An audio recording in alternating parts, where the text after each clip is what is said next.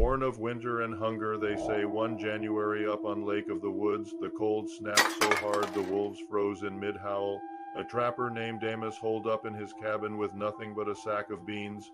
By the third week, he swore he heard footsteps crunching in the snow outside, slow and heavy. When he peered out, he saw a tall, starved figure with frost burning its lips. Folks said it was the Wendigo drawn to hunger like smoke to fire. Amos never came out when the thaw came, and all they found were boot tracks leading into the woods. A pair of loggers in Ontonagon swore they saw it one night at first. It looked like a man, thin as a birch sapling, crouched by the fire. But when they blinked, the thing stretched taller, until its head brushed the pine tops. It grinned with teeth like icicles. One logger dropped his axe and ran. The other claims he still hears that grin like creaking wood whenever the wind comes off Superior. In the old Cree camps, they whispered of a hunter who went strange after a long winter hunt. Even with the deer roasting on the fire, he craved more. His eyes rolled white, his teeth chattered, and he muttered that the meat wasn't enough.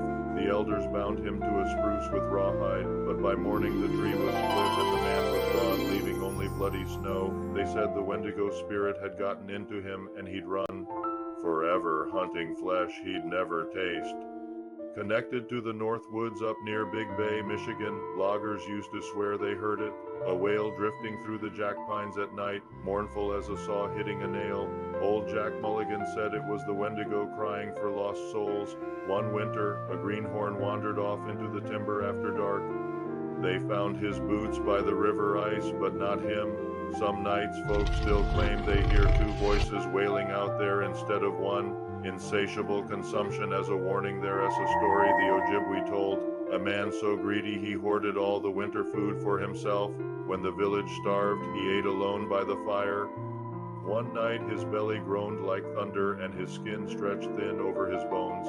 He kept eating corn, deer, fish, even the leather from his own boots, yet he only grew taller, hungrier, emptier. By spring he'd become the Wendigo, doomed to wander forever, never filled. The tale was clear enough: take more than your share, and the forest will take the rest.